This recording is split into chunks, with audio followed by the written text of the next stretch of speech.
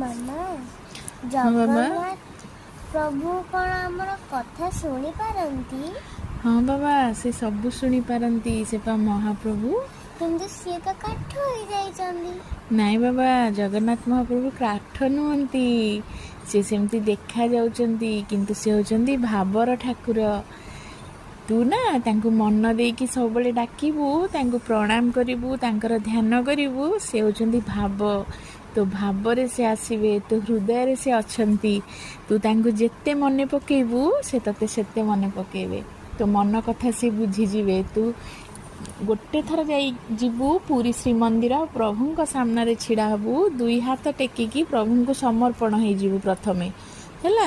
ତାପରେ ତୋ ମନର ସବୁ ଯାହା ବି ପ୍ରଶ୍ନ ଅଛି ପ୍ରଭୁଙ୍କୁ ପଚାରିବୁ, ଦେଖିବୁ ତୁ ନିଶ୍ଚିନ୍ତ ଉତ୍ତର ପାଇଯିବୁ। ହଁ, ଜୟ ଶ୍ରୀ ଜଗନ୍ନାଥ।